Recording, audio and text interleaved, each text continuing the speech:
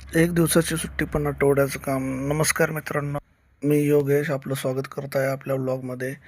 आज संडे असल्यामुळं आजोबांना उठवण्याचं काम माझ्या चिल्यापिल्लीनेच घेतलं होतं. ते काय रोजच असतं, पण आज मी असल्यामुळं त्याने काय सुट्टीच दिली नाही. बाबा उठा म्हणत स्वामींनी पण गेले आणि समर्थ पण गेला. दोघंजण त्यांच्यासोबतच असते दिवसभर, त्यामुळं काय त्यांना लय सवय आहे त्याची, माझ्यापेक्षा जास्त ते त्यांच्याजवळच असते. तिथून पुढं समर्थाची दिदी आली, समर्थाची दिदी आली, ड्रॉइंग करायला आली. मोबाईल लावून दिला होता. त्यात नंतर दीपाली ओरडल्यानंतर ह्यो बाबा रुसून घरात जाऊन बसला होता, नाश्ता केला. नंतर पेट्रोल टाकायचं म्हणून गेलो होतो, पण इथे एक विंटेज कार दिसली, वडंग्याची गाडी होती. आजोबा गाडी घेऊन आलेले, एक नंबर गर्दी झालेली बघायला तिथं. तिथून निघालो घराकडे यायला. चला म्हटलं लवकर. पुढं आल्यानंतर बघतो तर मग संगममध्ये पण लग्नाचा सगळीकडे आज लग्नाचाच कार्यक्रम दिसत होता. म्हटलं मुहूर्त आज चांगला आहे म्हटलं. स्वामीनी मॅडम आमची बसलेली गाडीवर फर्स्ट टाइम बसलेली, तिचा फोटो काढून घेतला. संध्याकाळी मावशीकडे जायचं होतं कराडला, हॉस्पिटलला.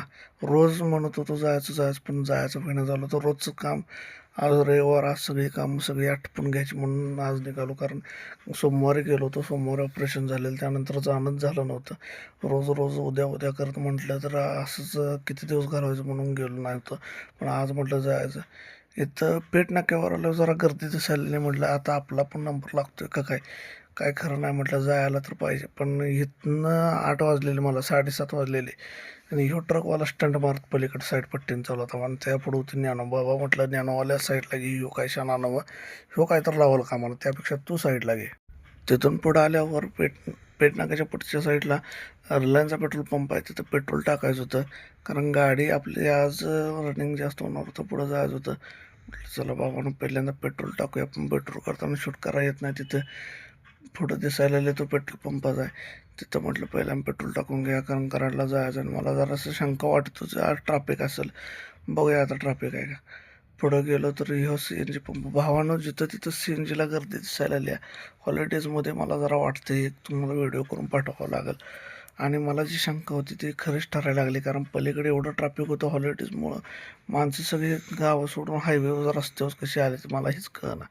यांना रस्ता म्हणजे काय लिमिटच नाही. जवळपास 5 ते 6 किलोमीटरचं ट्रॅफिक होतं. एवढं ट्रॅफिक होतं की त्याला लिमिट नाही. मला आता जाताना घराकडे शंका वाटत होती की आता हे लवकर जायचं होतंय का नाही, कारण ही गर्दी बघून. आलो भावानं कृष्ण हॉस्पिटलमध्ये, गाडी पार्किंग केली आणि इथनं पुढं निघालो. म्हटलं हे फ्रंट गेट आहे बघा, पार्किंगमध्ये गाडी लावली. इथं सगळीकडंच तयारी चालू होती. काय आहे म्हटलं तर 26 जानेवारी होते असं लक्षात आलं. म्हटलं जमलंच म्हटलं. एक नंबर सजावट चालू होती. इथं लय दिवस काढलेत भावानं, 25-26 दिवस दवाखान्यात काढले ते, त्यामुळे इथल्या आठवणी लय आहे त्या. दवाखाना कोणासाठी नसावा भावानं, दवाखाना ज्याला वाटतंय ना तो काय केलं. इथं आल्यावर ज्याचं त्याला कळत असतं की इथं काय आहे अवस्था ते. एक दिवस काढणं कठीण आहे, पण आम्ही 25 दिवस काढले ते. लय वाईट अवस्था आहे. लांबनं सांगणं वेगळं आणि ज्याच्यावर भोगायला येते त्या अवस्था वेगळ्या असत्या. ह्या वॉर्डमध्ये स्वामीनी जवळपास होती 25 दिवस, दीपालीन दिन इथंच होती ते. इथं कॅन्टीन आहे पुढं, ह्या कॅन्टीनमध्येच जेवण वगैरे मिळायचं. लाईनला थांबून भाकरी वगैरे, भाकरीसाठीच थांबले ते. तिथनं पुढं बावड्या म्हणजे माझा मावस भाऊ, त्याला हुडकत होतो. 9 नंबर शेवटून शोधून जमलो पण मिळाला नाही. पण अनायशी तो जेवाय बसलेला बाहेरच, त्यामुळे त्याची माझी गाठ पडली. मावशीला बघितलं, त्यामुळं तिथनं पुढं मावशीला बघितल्यानंतर तिथनं पुढं तीच ओरडायला आली, तू कशाला आलास एवढ्या संध्याकाळचा, पहिल्यांदा जा म्हणून. कारण 8:30 वाजून गेलेले. बाहेर निघालो तर तो आला होता सोडायला. इथं सगळी सजावट बघून तो पण म्हटला चांगलाच कार्यक्रम दिसतोय. पार्किंगमध्ये आपली गाडी लावलेली, पार्किंगमध्ये गाडी लावलेली ती आणायसाठी गेलो. पार्किंग एवढं मोठं आहे, मस्त आहे, प्रशस्त आहे. पण याने पार्किंगचं पॅन पार्क केलंय ते लय महागात पडते भावानो. एवढं पैसे जातात का नाही. माझं 25 दिवसात भरपूर पैसे गेलेत. बाहेर गाडी लावायची जागा नाही. आम्ही सांगली जिल्ह्यातली माणसं, ह्याच्यातनं सांगली जिल्ह्यातनं आम्ही कराडमध्ये येणार आणि पार्किंग लावायला कोण ओळखीचं आहे तेव्हा. पैसे दिल्याशिवाय पार्किंग होत नाही.